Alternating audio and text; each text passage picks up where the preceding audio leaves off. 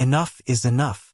For years, our nation's secrets have been guarded behind a veil of lies, protecting those in power while the truth remains suppressed. The very institutions we trusted have twisted the facts to serve their hidden agendas, leaving us with a bitter taste of betrayal. It's time to demand accountability and transparency, because the ongoing deception is an outrage that fuels our collective anger and calls for immediate change. At the break of dawn in New Providence, a palpable tension hung in the air, a tension that would soon crescendo into a dramatic showdown within the hallowed walls of the city's historic courthouse. The sky, painted in muted grays with streaks of impending light, bore silent witness to the unfolding of an extraordinary legal battle. Reporters, local residents, and curious onlookers alike gathered outside the imposing structure, their eyes fixated on the unfolding scene that would soon shake the very foundations of their understanding of truth and secrecy. Inside the courthouse, every detail was meticulously arranged to evoke an aura of solemnity and gravitas.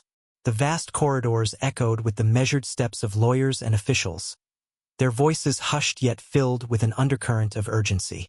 In one of the private chambers, a discreet yet significant conversation was underway, a conversation that would set the stage for one of the most intriguing court cases New Providence had ever witnessed.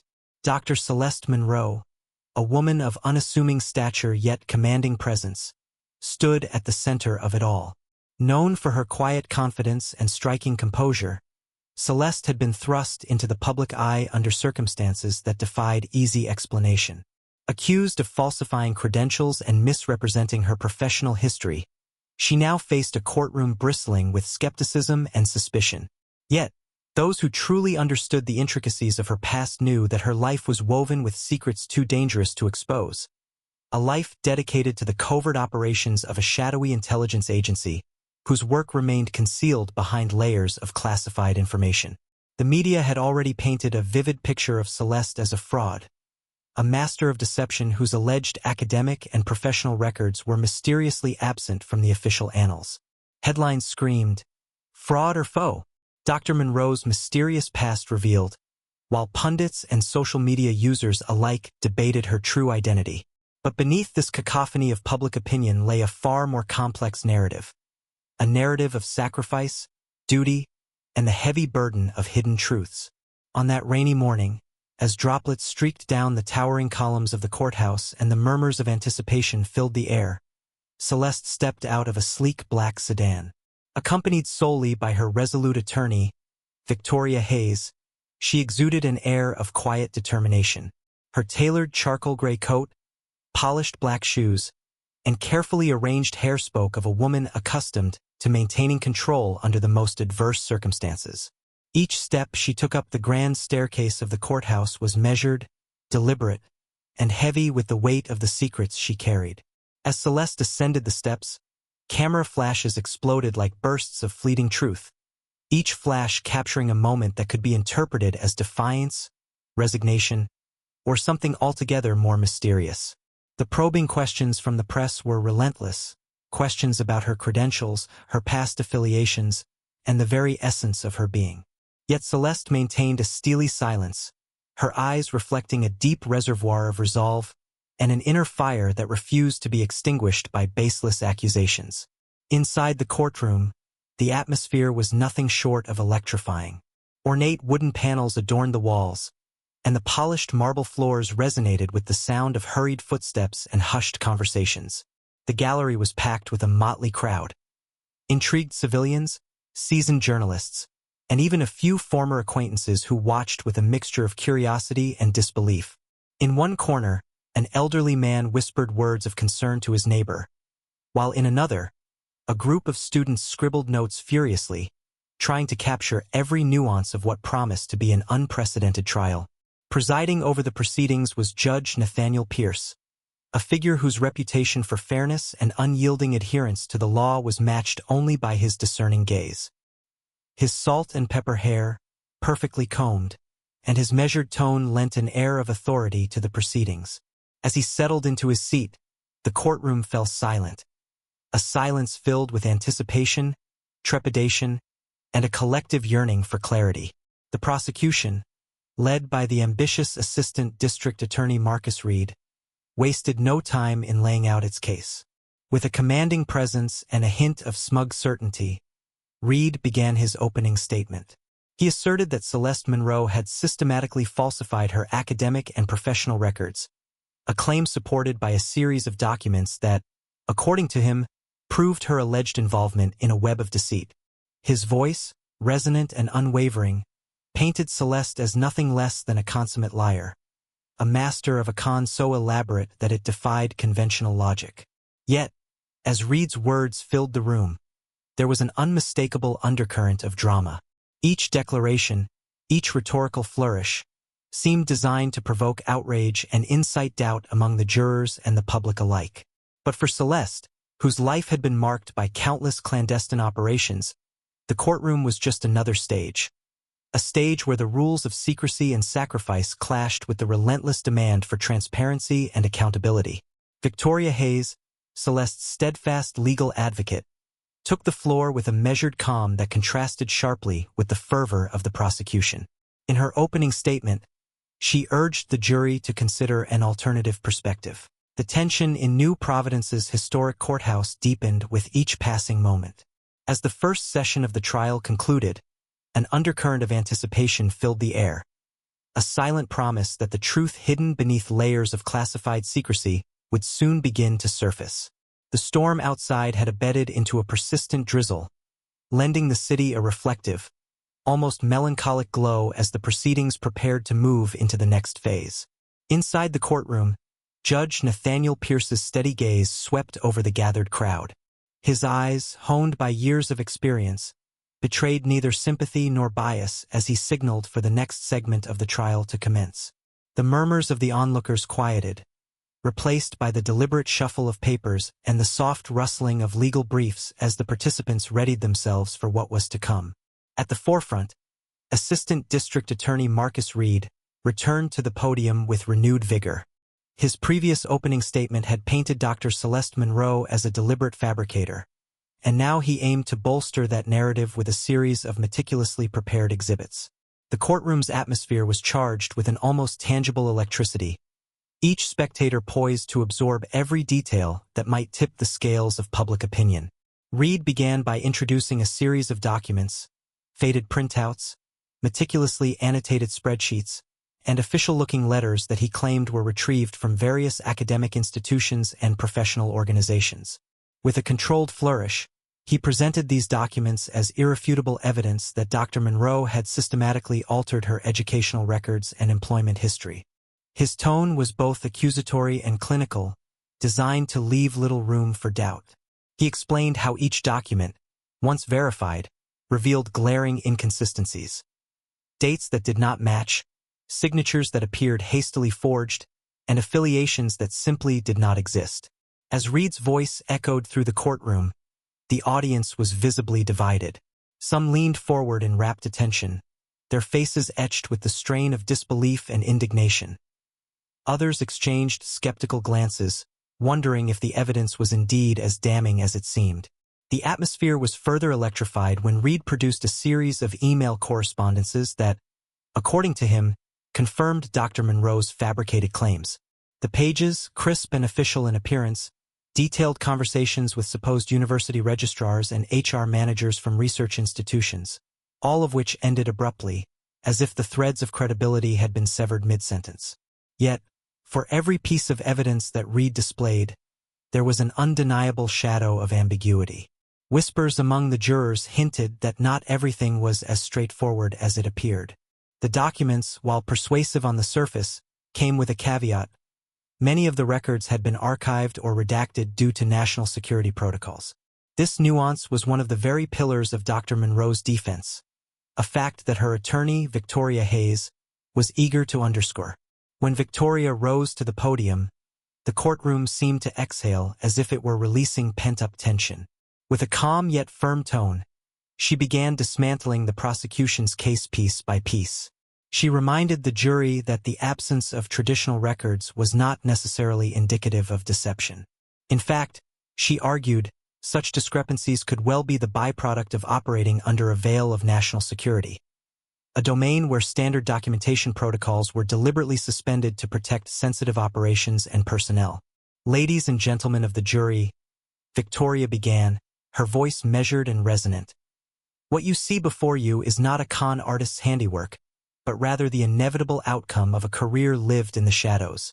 Dr. Monroe's records, or rather the lack thereof, are the consequence of stringent secrecy protocols designed to shield national interests.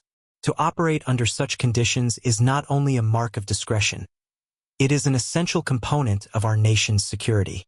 Her words struck a chord with some members of the gallery, evoking nods of understanding and subtle murmurs of agreement. Yet, the skepticism in the room was not easily dispelled.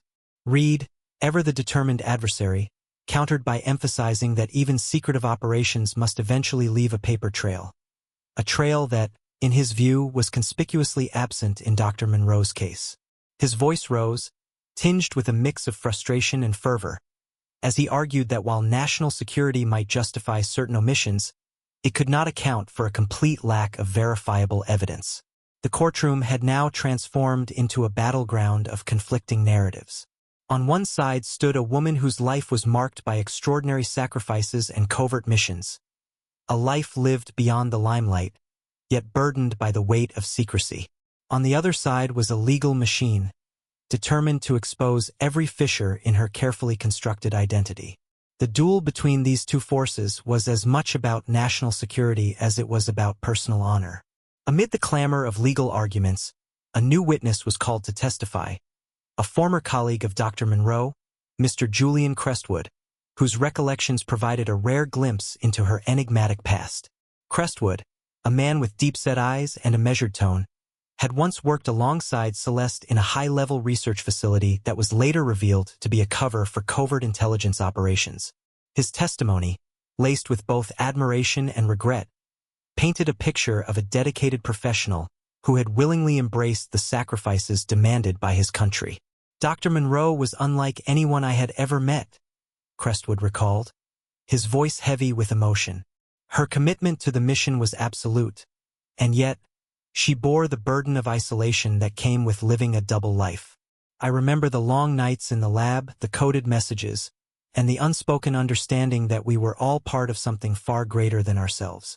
To some, her silence might appear suspicious, but to those of us who truly knew her, it was the only way to safeguard the very fabric of our national security." His testimony stirred a wave of mixed emotions in the courtroom. While some listeners were moved by the palpable sense of duty and the quiet sacrifices that Dr. Monroe had made, others found themselves questioning whether such sacrifices could ever justify the discrepancies in her public record. The divergence in perceptions added layers of complexity to the case, transforming it from a simple legal dispute into a profound exploration of duty, integrity, and the price of patriotism. As the session progressed, the tension was punctuated by moments of stark vulnerability. In a brief recess, Celeste was seen retreating into a quiet corner of the courthouse, a small, dimly lit space where she allowed herself a moment of solitude. Her eyes, usually so composed and resolute, betrayed fleeting hints of inner turmoil and the heavy toll of a life spent in service to secrets. Those who caught a glimpse of her in that moment could sense the immense pressure she bore, the constant balancing act between safeguarding national security and confronting the public's unyielding demand for transparency.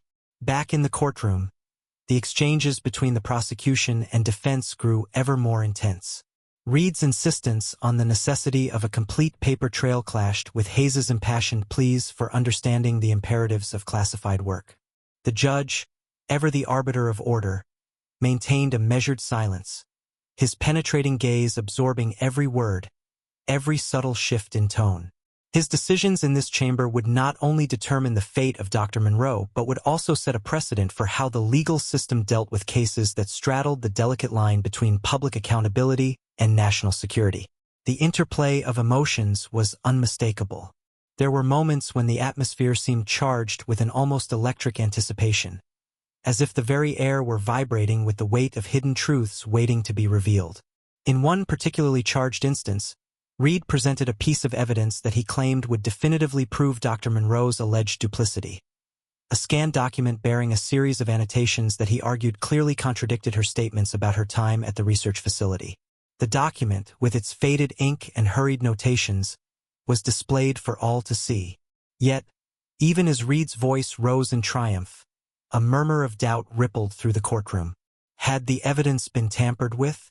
Was it, too, a casualty of the clandestine world that Dr. Monroe inhabited? Victoria Hayes seized upon this moment, urging the jury to consider the broader context.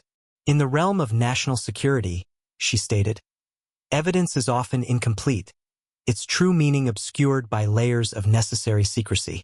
A document by itself may seem damning, but without understanding the full tapestry of classified operations, one cannot jump to conclusions. Her words resonated with a number of the jurors, who exchanged glances that spoke of newfound contemplation and, perhaps, a dawning realization that the case was far more intricate than it first appeared. The tension in the room was now a blend of skepticism, empathy, and a deep-seated curiosity about the sacrifices made by those who worked in the shadows for the greater good.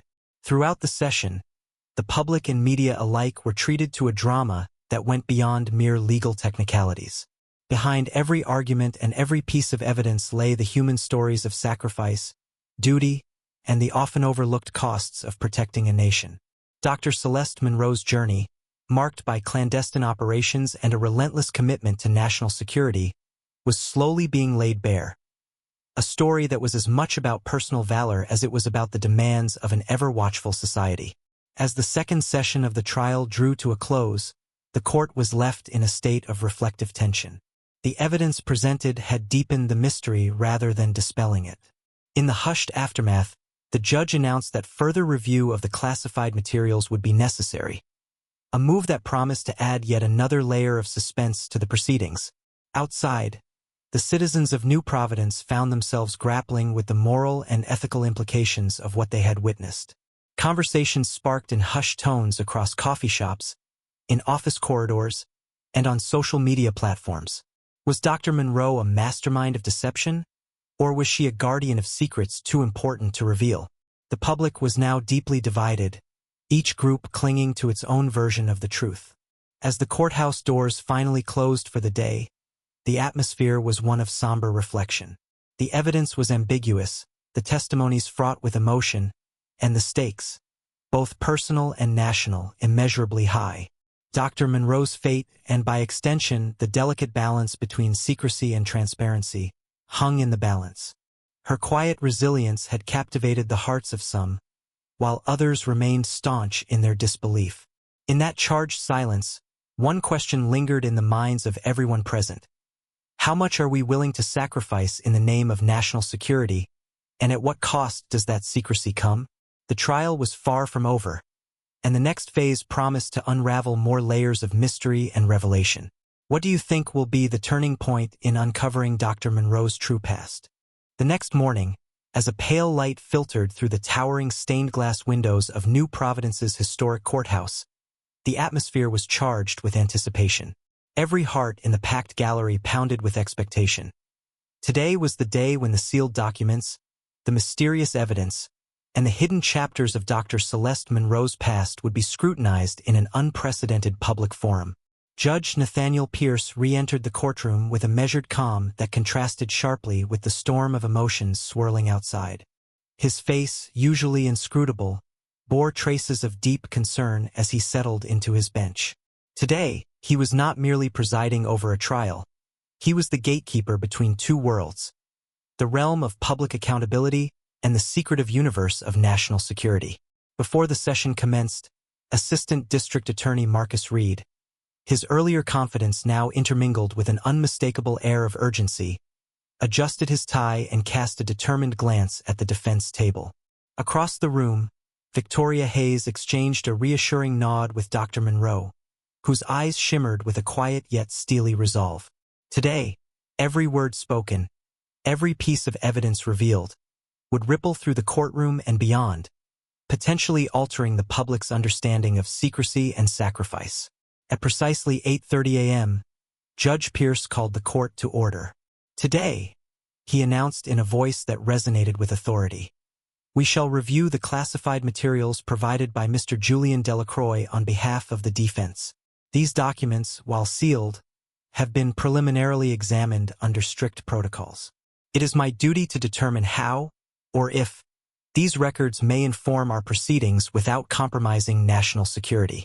A hush fell over the room. All eyes turned to the judge as he carefully unsealed an envelope marked with an emblem that hinted at the existence of a high-level intelligence agency. The envelope, its edges crisp and its contents meticulously arranged, was laid on the judge's desk as if it were a relic from another world. A world where the truth was obscured by layers of necessity and sacrifice. Judge Pierce began by reading aloud a redacted summary of the contents. These documents indicate that Dr. Monroe, during her tenure at a covert unit known only to a select few, operated under multiple aliases. They reveal involvement in operations that were critical to national security, including high-stakes intelligence gathering and strategic countermeasures. The discrepancies noted in her public record are, in fact, deliberate omissions and modifications sanctioned by government protocols. A collective murmur swept through the gallery. The prosecution's earlier assertions of blatant fraud now wavered in the face of this extraordinary revelation. Marcus Reed's face tightened, his jaw clenching as he absorbed the gravity of the judge's reading. Yet, his eyes, ever the mirror of his inner turmoil, betrayed a conflict. The desire to cling to the narrative of deception versus the undeniable weight of classified truth. Victoria Hayes leaned forward, her expression softening as she prepared to reinforce the judge's findings. "Your Honor," she began, her voice imbued with a measured passion. Dr. Monroe's career has been one of sacrifice and service. These documents, although limited in what can be publicly disclosed, confirm that every so-called irregularity in her record is the result of necessary protective measures. The very nature of covert operations demands that certain records remain shrouded in secrecy. Judge Pierce nodded thoughtfully. While I cannot divulge the full extent of these materials, I must emphasize that the evidence indicates that Dr. Monroe's actions were in service to our nation. The modifications to her academic and professional records were not acts of deception for personal gain, but rather precautions mandated by the sensitive nature of her assignments. His words resonated in the hushed silence that followed, each syllable a tentative bridge between the shadowed world of espionage and the bright glare of public scrutiny. As the judge continued, a new witness was called, Ms. Evelyn Ross, a former intelligence operative with intimate knowledge of covert protocols. Clad in a modest suit that belied her formidable experience, Evelyn took the stand with a quiet dignity that commanded respect. When sworn in, her eyes met those of the assembled jury, and she spoke in a tone that was both resolute and tinged with the sorrow of unspoken sacrifices. Dr. Monroe's record, as reviewed by our agency, reflects a lifetime dedicated to the protection of our national interests, she stated firmly. The operations she participated in required her to adopt multiple identities. In such circumstances, conventional documentation is not maintained in the traditional sense. Instead, her achievements and assignments are recorded in classified files accessible only to a select few. What may appear as irregularities to the untrained eye are, in fact, the hallmarks of a dedicated operative working under extraordinary conditions. Her testimony evoked a wave of understanding among many in the courtroom. Some jurors exchanged looks that mingled empathy with awe. Here was a woman whose life had been lived in the shadows for a purpose far greater than herself. Yet not everyone was swayed.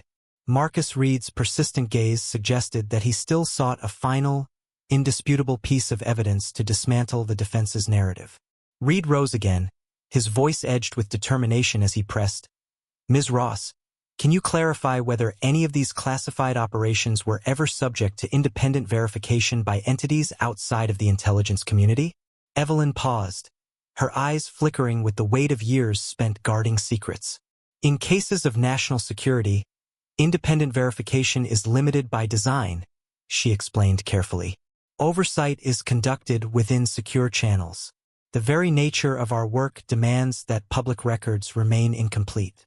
This is not to obscure the truth but to protect it from exploitation by adversaries." Her response, though measured, deepened the complexity of the case. The jury was now caught in a delicate balance between the need for transparency and the imperative to safeguard national security. Every word from Ms. Ross underscored the painful reality that sometimes the truth must be partially veiled to preserve a greater good. The session moved into an interlude, during which Dr. Monroe was allowed a brief moment of respite. In a secluded alcove within the courthouse, she closed her eyes for a few seconds, a momentary escape from the relentless barrage of scrutiny. Her mind replayed the countless nights spent navigating the perilous world of clandestine operations. In those moments, the isolation of her duty mingled with a profound longing for recognition that went beyond the courtroom's glare. It was a bittersweet solitude, the knowledge that her sacrifices, though invisible to most, were the linchpins of national safety. Outside, whispers began to ripple through the press and public alike.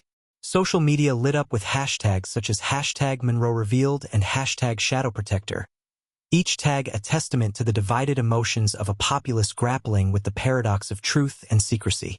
In coffee shops and newsrooms across New Providence, debates flared. Some argued that full disclosure was the public's right, while others contended that certain truths were too dangerous to reveal. When the courtroom reconvened, Judge Pierce called for order once more. "We will now consider the implications of this evidence," he declared, his voice firm yet reflective. "It is clear that the nature of Dr. Monroe's service cannot be fully understood through the lens of ordinary documentation. I must ask, does the necessity of national security override the demands of complete transparency in this instance?" The question hung in the air, heavy with philosophical and ethical dilemmas. The judge's inquiry was not merely about Dr. Monroe. It was about the very fabric of a society that prized openness while simultaneously relying on the cloak of secrecy for its protection. The implications were vast and unsettling. Victoria Hayes seized the moment. "Your Honor, Dr. Monroe's service exemplifies the ultimate sacrifice," she asserted. "She chose to protect our nation from the shadows, knowing that her truth would remain hidden. This case is not about deceit for personal gain. It is about a duty performed under conditions that defy conventional scrutiny. To penalize her for the necessary measures of her covert work is to undermine the very security that shields us all." Her words stirred a palpable sense of admiration in some corners of the courtroom, while others maintained a cautious skepticism. Marcus Reed, though visibly rattled, continued his cross-examination, seeking any sliver of evidence that might contravene the defense's claims. Yet, every query seemed to circle back to the same inescapable reality. The realm of intelligence was not governed by the same rules as ordinary professions. In a final twist that underscored the immense cost of living a life in secrecy, a previously unmentioned piece of evidence was introduced: a series of encrypted logs from a secure intelligence server. The logs, once deciphered by a team of cybersecurity experts under strict supervision, contained snippets of communications that corroborated Ms. Ross's testimony. The entries alluded to covert missions, briefings under pseudonyms, and the careful obfuscation of personal details, all hallmarks of an operative committed to protecting national interests at great personal risk. As these revelations were presented, the courtroom's mood shifted palpably. The scales of justice now tilted toward a deeper understanding of the complexities inherent in Dr. Monroe's life. The prosecution's narrative of simple fraud began to crumble, replaced by a more nuanced picture of a dedicated professional whose true identity was interwoven with the imperatives of national defense. Judge Pierce, after a long pause that seemed to stretch time itself, addressed the courtroom with a measured tone. "The evidence presented today forces us to confront an uncomfortable truth. In the realm of national security, the conventional standards of proof must sometimes yield to the greater need for secrecy. Dr. Monroe's record, though incomplete by ordinary measures, reflects a history of service that, while hidden from public view, is no less real. We must now deliberate on how best to proceed, balancing the demands of justice with the imperatives of our nation's security." A ripple of introspection passed through the gallery. The citizens of New Providence, the jurors, and even the media present could not help but reflect on the profound cost of a truth that was both hidden and essential. The narrative of Dr. Celeste Monroe was evolving from a tale of alleged deceit into a complex portrait of sacrifice, duty, and the painful necessity of living in shadows. As the session drew to a close, the courtroom's charged silence gave way to a cautious optimism. The turning point in the case was not a final verdict but a recognition that the truth is often more complicated than it appears. A truth that, despite its inherent ambiguities, calls for empathy and a measured understanding of what it means to serve in the name of national security. Do you believe that some truths are better kept hidden for the greater good? Or should transparency always prevail? In the aftermath of the intense revelations from the previous session, the courtroom in New Providence braced itself for what could be the most pivotal moment of the trial. The atmosphere was thick with anticipation as the courtroom reconvened for the final arguments. Every seat was filled with people whose hearts pounded in unison with the gravity of the day. This session was not just a legal formality. It was the culmination of months of tension, sacrifice, and hidden truths that had been forcefully pulled into the glaring light of public scrutiny. Judge Nathaniel Pierce, his expression solemn yet resolute, returned to the bench amid a hushed silence that seemed to underscore the enormity of the moment. The judge's earlier pronouncements about balancing the imperatives of national security with the demands of justice had weighed heavily on everyone in attendance. Today, every individual, from the determined Assistant District Attorney Marcus Reed to the steadfast Defense Counsel Victoria Hayes, and most importantly, Dr. Celeste Monroe herself, awaited the final judgment that would decide the fate of a life defined by secrets and sacrifice. As the proceedings began, the judge's voice broke the silence. After careful review of all the evidence and the testimonies presented over these past days, I have come to a decision that I believe honors both the rule of law and the necessity of safeguarding our nation's security interests. His words were measured, each syllable carrying the weight of responsibility, as he prepared to articulate a verdict that would not only determine Dr. Monroe's future, but also set a precedent for cases that tread the delicate line between public transparency and classified necessity. Marcus Reed, the prosecution's champion of conventional accountability, rose once more to deliver his final argument. His tone was one of controlled frustration. A man caught between his duty to expose alleged wrongdoing and the reality that the evidence had taken a turn he had never expected. Your Honor, Reed began, while the documents and testimonies we have seen today raise profound questions about the integrity of Dr. Monroe's records, they also underscore an unprecedented conflict between our standard legal processes and the unique nature of covert operations. I urge this court to consider that, regardless of the classified status of these records, a pattern of deliberate obfuscation cannot be entirely dismissed. His voice resonated in the chamber, a mixture of determination and an unmistakable sense of professional disillusionment. Yet, as Reed's words echoed, Victoria Hayes rose in response with a measured yet impassioned plea. Ladies and gentlemen of this court, Dr. Monroe's life is not defined by gaps in a conventional file or the absence of easily accessible records. It is defined by her unwavering commitment to protect our country under the most strenuous conditions imaginable. The very nature of her work required that her identity be multifaceted, her records deliberately fragmented to shield sensitive operations. In the realm of national security, the standard measures of verification are not only impractical but, at times, counterproductive. Her voice carried a deep, almost palpable sincerity, a testament to the years spent defending those who chose duty over recognition, secrecy over acclaim. In the ensuing silence, the tension in the room shifted from one of raw confrontation to a profound introspection. The jurors, their faces reflecting a myriad of emotions, from empathy and admiration to lingering doubts and the weight of responsibility, knew they were now the custodians of a decision that extended beyond the fate of a single individual. The balance between justice and national security was delicate, and the implications of their forthcoming decision would ripple far beyond the confines of the courthouse. Judge Pierce then called for a brief recess, providing everyone a moment to gather their thoughts in the shadow of the monumental decision. Outside the sealed chambers, the courthouse corridors buzzed with quiet discussions and anxious glances. Media crews, sensing that the climax was near, murmured among themselves, and citizens in nearby cafes debated the moral and ethical dimensions of the case in hushed tones. After what felt like an eternity, the court reconvened. With an air of quiet authority, Judge Pierce addressed the court and the assembled public one final time. In light of the evidence, it is clear that Dr. Celeste Monroe has operated under a framework that diverges significantly from the norms of civilian documentation. Her service, as corroborated by classified files and testimony from credible intelligence sources, reflects a life devoted to the protection of our national interests. While certain anomalies in her record may appear troubling under standard scrutiny, they are, in fact, the inevitable result of the rigorous security protocols mandated by her covert assignments. His gaze swept the room, lingering on the eyes of each party present, ensuring that every listener understood the delicate interplay between individual sacrifice and the collective need for security.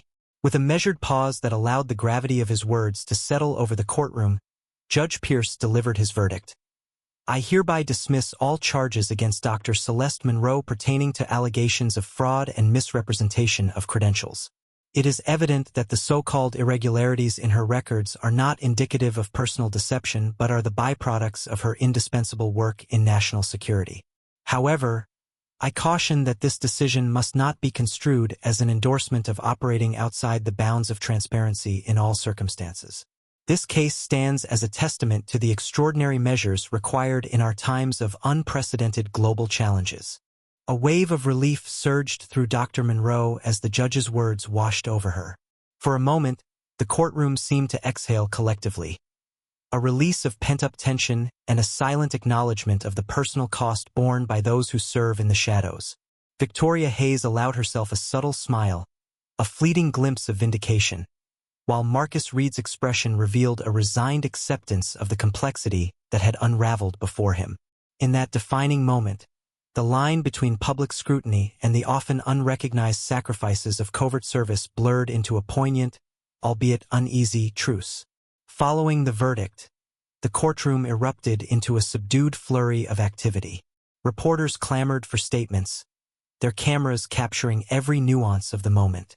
Social media was instantly abuzz with hashtags such as #MonroeVindicated and #ShadowsOfDuty, while discussions in local newsrooms and online forums grappled with the intricate interplay between justice, duty, and secrecy.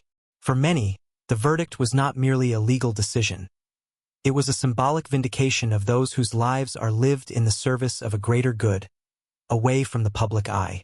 Yet, as the crowd began to disperse, the consequences of the trial's outcome remained palpable. For Dr. Celeste Monroe, the dismissal of charges was both a liberation and a burden, a bittersweet acknowledgement of her commitment, coupled with the haunting reality that her true identity would remain locked away behind the classified veils of her past. In the days that followed, whispers of internal reviews within the intelligence community and subtle shifts in public opinion hinted at a future where the complex ethics of national security would continue to spark fierce debate. Outside the courthouse, beneath the slowly clearing skies of New Providence, Dr. Monroe paused to take in the moment. The chill of the morning had given way to a tentative warmth, and as she looked at the familiar facades of the city's historic buildings, a profound sense of solitude mingled with relief. The trial had been a public spectacle, a stage upon which the intricate dance between truth and secrecy had played out before an audience unprepared for such moral ambiguity. Now, freed from the weight of false accusations, she was left to contemplate the long road ahead, one marked by continued service, enduring sacrifice, and the relentless pursuit of protecting a nation even if it meant living a life shrouded in perpetual mystery. Inside her mind, a quiet resolve began to take root. The courtroom's decision had not erased the challenges that lay ahead, nor had it diminished the personal cost of a life dedicated to the shadows. Instead, it reinforced the enduring reality that the price of safeguarding national interests is often paid in silence, with secrets and sacrifices that few will ever truly understand. Yet, in that silence, there was also an unspoken honor, a recognition that the true measure of service is not in public accolades, but in the quiet determination to do what must be done, regardless of the personal toll. As Dr. Monroe stepped away from the courthouse, flanked by Victoria Hayes and a small contingent of supportive allies, the city of New Providence seemed to hold its breath. Every step she took was a reminder that the world of covert operations was fraught with moral complexity, where right and wrong blurred into an intricate tapestry of duty, sacrifice, and national security. And while the trial had reached its conclusion, The debate over how much transparency is required in the realm of intelligence, and at what cost, would undoubtedly continue to echo in the corridors of power and public discourse for years to come. How do you think society should balance the need for national security with the public's right to transparency? In the wake of the landmark verdict, New Providence's courthouse gradually emptied, yet the echoes of the trial resonated far beyond its venerable walls. For many, the decision to dismiss all charges against Dr. Celeste Monroe was more than a legal exoneration. It was a profound moment of reckoning that left society, the intelligence community, and Dr. Monroe herself contemplating the delicate balance between national security and individual transparency. In the days that followed, the city of New Providence transformed into a hub of quiet introspection and vigorous debate. Local cafes, community centers, and online forums buzzed with discussions on the moral complexities unveiled by the trial. Citizens grappled with questions about how much of the hidden world of intelligence should be revealed to the public and what price society was willing to pay for the sake of security. The trial had stirred a potent mix of admiration, skepticism, and even a tinge of disquiet among those who believed that the sacrifices made by covert operatives were both noble and necessary. For Dr. Monroe, the verdict marked a turning point, a bittersweet liberation from the suffocating cloud of suspicion that had hung over her for so long. Yet, even as relief washed over her, the weight of a lifetime spent in the shadows remained palpable. In private moments, away from the relentless scrutiny of the media and public, she would often reflect on the profound loneliness inherent in a life devoted to secrecy. The trial had forced her to reveal fragments of her past, fragments that were woven together by countless acts of bravery and sacrifice. But as much as the public now saw her as a vindicated guardian of national security, only a few understood the personal costs of living under such a heavy burden.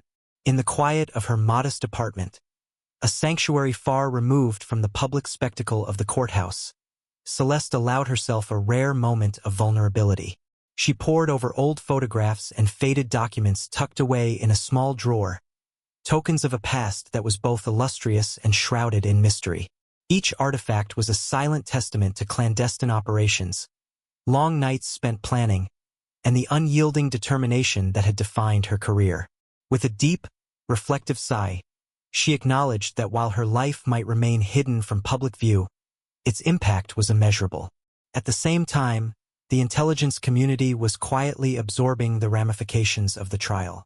High-ranking officials recognized that the case had exposed a critical tension, the urgent need to protect sensitive information, even as public demand for accountability grew louder. In closed-door meetings far from the prying eyes of the media, seasoned operatives debated how to adjust protocols that might better reconcile the imperatives of national security with the public's right to know. There was a growing consensus that reform was needed, a way to safeguard both the state's secrets and the integrity of those who risked everything in service of their country. Back in New Providence, public discourse took on a life of its own. Social media platforms and community gatherings became arenas where voices clashed and converged over the future of transparency and privacy. Advocates for open government argued that the trial had been a wake-up call, a demonstration of how vital it was for citizens to hold those in power accountable. Conversely, many supporters of the covert operatives emphasized that certain truths, once unveiled, could jeopardize the very security that protected everyday life. In an era marked by rapid technological advances and an increasingly interconnected world, the debate was as vibrant as it was unresolved. Amid this backdrop, Dr. Monroe found herself at a crossroads. With the shadow of the trial receding, new opportunities began to emerge, opportunities that allowed her to step forward in a limited yet meaningful way. Invitations from academic institutions and think tanks started to arrive, offering her the chance to share insights drawn from her years of experience without compromising sensitive details. Although she knew that full disclosure was neither possible nor advisable, these engagements represented a tentative step toward reclaiming a sense of personal identity beyond the confines of secrecy. One crisp autumn afternoon, Celeste accepted an invitation to deliver a keynote address at a prestigious symposium on national security and ethics. The auditorium, modest yet dignified, was filled with scholars, former operatives, and policymakers who were eager to hear from someone who had lived at the intersection of duty and deception. As she took the stage, her heart pounded not with fear, but with the steady resolve of someone who had already borne the brunt of public judgment and emerged with her integrity intact. "My life," she began softly, "has been a series of carefully guarded truths, each one a sacrifice made in the name of something greater than myself. Today, I stand before you not to glorify a past shrouded in secrecy, but to remind you that our safety often depends on the unseen sacrifices of those who work tirelessly in the shadows. There is a price to be paid for the freedoms we enjoy, a price that is measured not only in personal cost but in the very fabric of our national security." Her words, delivered with both humility and quiet strength, resonated deeply with the audience. There was a palpable shift in the room, a recognition that her experiences, though cloaked in mystery, were emblematic of a larger narrative about duty, sacrifice, and the human cost of keeping a nation safe. After the speech, as the audience rose in a spontaneous standing ovation, Dr. Monroe felt a small measure of redemption. Here, in this carefully curated space of intellect and discourse, her voice could be heard without the weight of scandal or the burden of suspicion. Meanwhile, in the corridors of power, the case of Dr. Celeste Monroe had prompted a broader reflection on how intelligence agencies managed their public image and internal accountability. Senior officials initiated discussions on updating oversight mechanisms, deliberations that would aim to strike a better balance between protecting sensitive operations and allowing for necessary scrutiny. Though such changes would unfold slowly and discreetly, they signaled a willingness to adapt in a rapidly changing world. As weeks turned into months, New Providence continued to buzz with the aftershocks of the trial. The verdict, though legally final, had opened a Pandora's box of ethical and societal questions that were unlikely to be resolved overnight. Newspapers and online platforms ran op-eds debating the merits of secrecy versus transparency, and community leaders organized forums to discuss how best to honor the contributions of those who served from the shadows while ensuring that governmental power was never left unchecked. For Celeste Monroe, life moved forward with a quiet dignity. She resumed her duties with renewed determination, now supported by a network of colleagues who understood that her role was as much about safeguarding national interests as it was about preserving the delicate balance between public trust and the necessities of covert work. Though her personal narrative would remain largely untold, she found solace in the small moments of recognition. A nod from a fellow operative, a heartfelt message from a concerned citizen, and the steady progress of a system slowly learning to navigate the murky waters of classified service. Standing on the balcony of her modest residence one cool evening, Dr. Monroe watched as the city lights of New Providence shimmered like distant stars. The quiet beauty of the night offered a moment of introspection, a time to reconcile the harsh judgments of the past with the hopeful possibilities of the future. In that reflective silence, she acknowledged the enduring truth that, while some aspects of her life would always remain concealed, her commitment to service was an open testament to the sacrifices made for a safer world. As New Providence continued to evolve in the wake of a trial that had challenged both its legal and moral frameworks, one thing was clear: the dialogue between security and transparency was far from over. It would continue to spark debates, influence policy, and shape the collective conscience of a society striving to protect its citizens while honoring the hidden heroes among them. In a world where secrets are both a shield and a burden, how can we as a society best support those who choose to serve from the shadows? As we reach the end of our journey together, remember that even in a world of shadows and secrecy, truth has the power to unite us.